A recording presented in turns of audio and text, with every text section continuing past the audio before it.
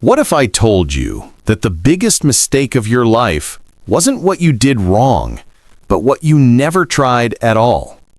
Today I'm sitting down with Margaret, a 78-year-old woman who spent 30 years in a career she hated, lost her husband at 65, and then did something that shocked everyone who knew her. Before we begin, I want to hear from you. Tell me in the comments, where are you watching this video from, and what time of day is it right now? I would love to know. And if you enjoy this video, hit the subscribe button. If not, at least give this conversation a chance. Margaret's story might just change how you see your own life. How old are you, Margaret? I'm 78 years old. And you know what? I finally feel like I know who I am. What do you mean by that? For most of my life, I was living someone else's version of what my life should be. My parents' version, society's version, my husband's version. It wasn't until I was 68 years old that I actually asked myself, Margaret, what do you want? That's a powerful realization. What made you finally ask that question? My husband passed away. We were married for 42 years. I loved him deeply, but I realized I had spent 4 decades making sure everyone else was happy. When he was gone, I looked around my empty house and thought, who am I without all these roles I've been playing? And what did you discover? I discovered that I had been hiding. I had dreams I never pursued. I wanted to paint. I wanted to travel to places my husband never wanted to go. I wanted to learn languages. I wanted to dance. Can you imagine? At 68, I realized I had never truly danced. So what'd you do? I scared the hell out of my children. That's what I did. I sold the big house. I bought a small apartment. I enrolled in art classes. I booked a trip to Italy by myself. My kids thought I was having a breakdown. But for the first time in my entire life, I was having a breakthrough. What would you say to someone who thinks they're too old to start over? I'd say you're already dying. We all are. Every single day, we're one day closer to the end. The question isn't whether you have time. The question is whether you're going to use the time you have left living for yourself or living for everyone else's expectations. That's heavy. Did you ever have regrets about starting so late? Of course. Every single day I think about all those years I wasted being small, being quiet, being what everyone expected. But here's what I've learned. Regret is only useful if it changes your next decision. Otherwise, it's just poison you're drinking, hoping someone else will feel sick. What's the biggest lie you believed for most of your life? That there would be more time. That someday was a real place I would eventually get to. Someday I'll travel. Someday I'll write that book. Someday I'll tell people how I really feel. But someday never comes. There's only today. And most people waste today worrying about tomorrow or regretting yesterday.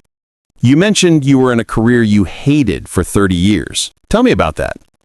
I was a bank manager. Spent 3 decades behind a desk, managing other people's money, following rules I didn't make, climbing a ladder I never wanted to climb in the first place. I did it because it was stable, because it was respectable, because my father said, Margaret, you're lucky to have a job like that. Lucky. I thought I was lucky to be miserable for 30 years. What finally made you leave? I had a heart attack at 58. Sitting at that desk, chest tight, thinking this might be it. And you know what my first thought was? I don't want to die here. Not, I hope I survive. Not, I need to see my family. Just, please, God, don't let me die in this place I hate. That's terrifying. It was the best thing that ever happened to me. I survived. But it took me another 10 years to actually leave. Can you believe that? I had a literal wake-up call, and I still spent a decade hitting the snooze button. Why did it take so long? Fear. Pure, simple fear. Fear of financial insecurity. Fear of judgment. Fear of being wrong. Fear of being free. Because here's what nobody tells you. Sometimes the cage is comfortable. You know what to expect in a cage. Freedom is terrifying. You've been alone now for 10 years since your husband passed. What has that taught you about love? I learned that I never really knew what love was. I thought love was sacrifice. I thought love was making yourself smaller so someone else could be bigger. I thought love was saying yes when you meant no. But real love, the kind I'm just now understanding, is about seeing someone fully and still choosing them. And that includes seeing yourself. What do you mean by that? I mean, I never loved myself. I was kind to strangers. I was generous to friends. I was devoted to my family. But I treated myself like I was an afterthought, like I was the last person who mattered. And I taught people to treat me that way too. How did you change that? Small rebellions. I started saying no without explaining myself. I started eating dinner at midnight if that's when I was hungry. I started wearing colors I was told didn't suit me. I started speaking up when something bothered me. Every little choice to honor what I actually wanted felt like revolution. What would you have wished you had known at 30? That nobody is thinking about you as much as you think they are. Everyone is so wrapped up in their own insecurities and problems that your choices barely register. I spent decades worrying about what people would think, and the truth is, most people aren't thinking about you at all. They're too busy worrying about what you think of them. How about at 40? At 40, I wish I had known that perfection is a prison. I tried to be the perfect wife, perfect mother, perfect employee. And perfect is just another word for invisible. It's a way of making yourself so inoffensive that you disappear entirely. I wish I had been brave enough to be messy, to be loud, to be difficult, to be real. And at 50.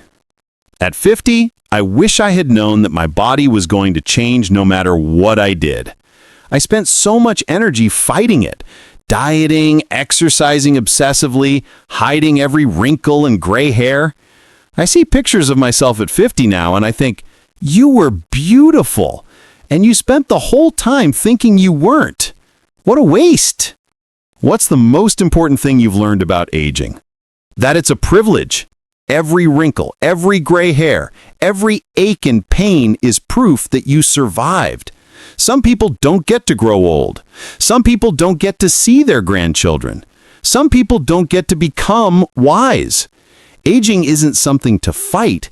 It's something to celebrate. You mentioned grandchildren. What's your relationship like with them? It's the best thing in my life. And I get to be the grandmother I wish I had been able to be earlier. I'm not trying to be proper anymore. I teach them to paint. I tell them stories about my travels. I show them that life doesn't end at any particular age. I want them to see that you can reinvent yourself at any time.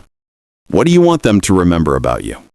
That I was brave, not perfect, not always right, but brave. That I chose myself when it was hard, that I kept trying new things, and that I didn't let fear make my decisions. That's the legacy I want to leave. If you could give one piece of advice to someone watching this, what would it be? Start now. Not tomorrow, not next year, not when you lose weight or get the promotion or find the perfect partner. Now. Whatever it is you're putting off, whatever dream you're saving for someday, start it today. Take one small step, because I promise you, time moves faster than you think. And before you know it, you'll be 78 years old wondering why you waited so long. Last question. Are you happy? For the first time in my life, yes. Genuinely, deeply happy. Not because everything is perfect, but because I'm finally living for myself. I'm finally the person I was meant to be. And even though I wasted so many years, I'm grateful for the time I have left. Every morning I wake up is another chance to be brave, to be authentic, to be free. Margaret's story isn't unique, but her courage to change is.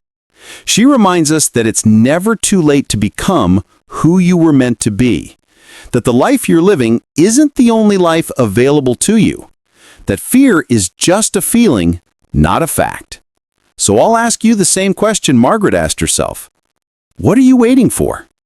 Thanks for watching. If this resonated with you, share it with someone who needs to hear it. And remember, you're one decision away from a completely different life. The question is, are you brave enough to make it?